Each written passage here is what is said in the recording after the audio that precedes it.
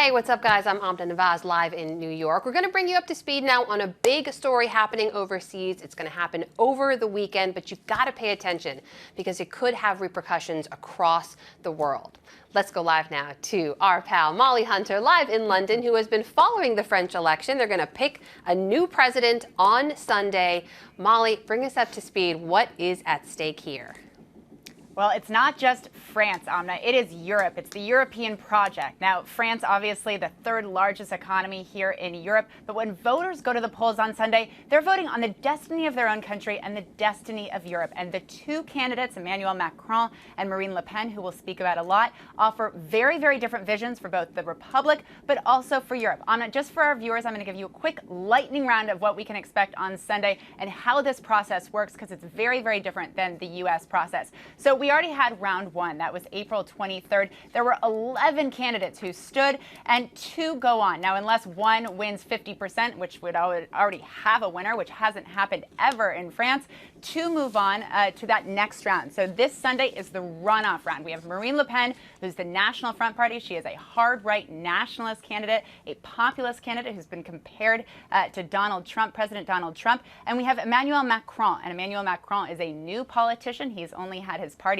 En Marche, which translates to let's go or forward, for about a year. He's the newcomer. He's 39. He's fresh-faced. He's pro-Europe. He's pro-integration. He's a global citizen. So those two are facing off on Sunday. There are no exit polls, Amna. We won't hear a peep all day, even though, of course, both parties like to leak, as we found out last round. But by 8 p.m. Sunday, we should know who the president of France is. And Amna, stick with me. It's not over yet. So that day decides who has the power, but it's not till the parliamentary elections about a month later that decide how much power they actually have. So there's another 2 rounds where the parliamentarians have voted, the National Assembly, the lower house in France, and that's where really the power stands. That's where both candidates now, if Macron wins or if Le Pen wins, try to whip up support and put their people in parliament so they can actually pass the change and actually push forward the change that they have so ardently been arguing for the entire campaign.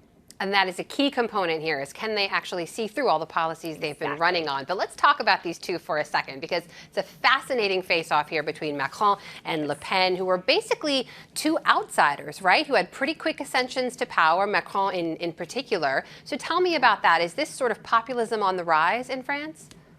Absolutely, but it's populism on the rise everywhere. But that point that you made first, these are outsiders. This is the first time that this second round of the French elections has 2 parties that are not the traditional parties. France has been ruled by the socialists, by the center rights for its entire history. You now have you have a very right-wing candidate, and you have a center-right candidate who's offering a whole new platform. So let's talk about Macron. Macron is 39 years old. Again, he is preaching globalism. He is pro-Europe at a time where that's not that hip in Europe. You've just obviously were on the heels of Brexit. You've got Marine Le Pen preaching populism. You've got far-right parties on the rise across Europe.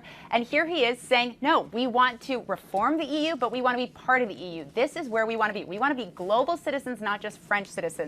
And of course, as a European powerhouse, as the third largest economy, that's been a luxury. They have been European citizens. He wants open borders. He wants trade. He wants French students to be able to go study elsewhere. He's also very tolerant, and that's really important, Amna, because Marine Le Pen is not. Marine Le Pen preaches an anti-Islam. Many people call her fascist, call her racist in France. She comes from a political dynasty. She comes from Le Pen family. Her father actually used to head up this party, and he was convicted multiple times in French courts for being racist. So here is Macron, who's preaching an openness. Everyone is included. Everyone can play a role in this world, and we want to be part of this world. I just heard an analyst actually break it down a little while ago who talked about how Le Pen is actually preaching against something. She's preaching against the establishment. And you've got Macron, who's actually preaching for something. He's advocating for something. He's saying, get on board, let's go, let's reform Europe, but let's be part of Europe. We will talk also about a very important endorsement he just got, which is important, Amna. But let's talk a little bit about Le Pen as well. Now, she is far right. She is populist. She is anti-EU. She has said that within the first couple months, she would put a referendum to the French people about the EU. So she wants out. She wants to ditch the euro. She is preaching for everything. She is advocating for everything against what Macron has said he will do. And Molly, this election has got the attention of the entire world. I mean, you just laid it out there. There are two very dramatic, opposite ends of the spectrum type candidates. So everyone is waiting with bated breath to see how France will vote. But you mentioned that endorsement. This is key. As I said, it's got the world's attention. It's also got the attention of some former world leaders. President Obama himself, for the first time since leaving office, has weighed in to endorse a candidate for office. He put his backing behind Macron. I think we actually have a clip of the video he released to do so. Let's listen to that now. I have admired the campaign that Emmanuel Macron has run. He has stood up for liberal values. He put forward a vision for the important role that France plays in Europe and around the world. And he is committed to a better future for the French people. He appeals to people's hopes and not their fears. And I enjoyed speaking to Emmanuel recently to hear about his independent movement and his vision for the future of France. I know that you face many challenges, and I want all of my friends in France to know how much I am rooting for your success. Because of how important this election is, I also want you to know that I am supporting Emmanuel Macron to lead you forward. En marche. Vive la France. Molly, there you have it. There's a story of an upstart, younger politician with a message of hope. There's a parallel to be drawn here for sure, right? That's exactly right. And that's exactly who people are comparing Macron to. They're comparing him to Obama. They're comparing him to Kennedy. They're comparing him to these young politicians who came in with hope, with something to believe in. When you listen to Macron speak, he strikes an optimistic tone. When you listen to Le Pen speak, she strikes an antagonistic tone. She wants to change, but she's against what exists. Whereas Macron is absolutely kind of right out of the playbook of Obama. He is talking about hope. He's talking about young people. He's talking about what they want to hear. Jobs, employment, of course, things that all of these politicians are talking about. But I've been trying to figure out what that Obama endorsement means all day. Obama's incredibly popular in Europe still, even, of course, though he's out of office. But he's a global citizen. He stood for globalization. He supported globalization. And I think that's probably what the takeaway is that you've got a president who is said being open, being outward, looking outward to the world is a good thing. And here's a guy who's going to do it for France. Well, let's talk about the other candidate now for a second. There's potentially another parallel to be drawn here between Marine Le Pen and our President Trump. A lot of people have talked about that kind of far-right populism, making an insurgent run there. We know the two have met, right? Le Pen and Trump have actually sat down in person before, after he won the election. Are people making that comparison too? They absolutely are. They're talking a lot about both candidates. When President Trump was candidate Trump and when Le Pen, of course, is candidate Le Pen right now, they both had platforms that were anti-establishment and anti-immigration. We, of course, have heard President Trump talk a lot about keeping people out, keeping people from the Middle East out, keeping people from Mexico out, keeping immigrants out. And that's exactly what Le Pen is hitting on as well. For her, immigration's the linchpin issue, and that applies to terrorism, to security, to the economy. She talks about immigration. She wants foreigners out. She wants anyone who's even popped up on a terrorism watch list. She wants them out. She wants all illegal immigrants out. She does not want her country to be part of a greater project. We also did hear, so we know that they've met.